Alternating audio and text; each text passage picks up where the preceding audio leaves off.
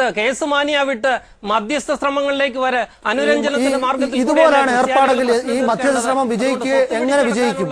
രണ്ടുപേരും അപ്പുറവും ഇപ്പുറവും നിരാഹാരം കിടന്ന് വെല്ലുവിളിക്കുകയാണെങ്കിൽ ഏത് മധ്യസ്ഥ ശ്രമം നടന്നാലും അവനവന്റെ ഭാഗം വിജയിച്ചില്ലെങ്കിൽ ഇത് തന്നെ അവിടെയൊക്കെ സംഭവിക്കും. ഗവൺമെന്റ് നടത്തുന്നത്. അതുകൊണ്ടാണ് മീഡിയേഷൻ സെല്ലിന് വിട്ടിരിക്കുന്നത്. അത് ആദ്യം അവർ അംഗീകരിച്ചു എന്ന് കേട്ടു, പിന്നെ അതിൽ നിന്ന് പിന്മാറിയെന്ന് കേട്ടു. ആരുടെ കുഴപ്പമായത്? ഞാനൊരു കാര്യം ചോദിച്ചോട്ടെ. കഴിഞ്ഞ ഞായറാഴ്ച പള്ളിയിൽ ഈ സുവിശേഷം വായിക്കുന്നത് കേട്ടു. ഒരു രാജ്യം രാജ്യത്തോട് ഛിദ്രിച്ചാൽ അതില്ലാതാവും, ഒരു ഭവനം ആ ഭവനത്തോട് ഛിദ്രിച്ചാൽ അതില്ലാതാവും. സാത്താന്റെ കാര്യമാണെങ്കിൽ പോലും സാത്താൻ തമ്മിൽ യുദ്ധത്തിൽ ഏർപ്പെട്ടാൽ അവരുടെ സാമ്രാജ്യവും ഇല്ലാതാവും. ഇതൊക്കെയാണ് പള്ളിയിൽ കേൾക്കുന്നത്. തൊട്ടു പിന്നാലെ വൈകിട്ട് കേട്ടത് അങ്ങോട്ടും ഇങ്ങോട്ടും വെല്ലുവിളിച്ചുകൊണ്ടുള്ള ഈ നിരാഹാരമാണ്.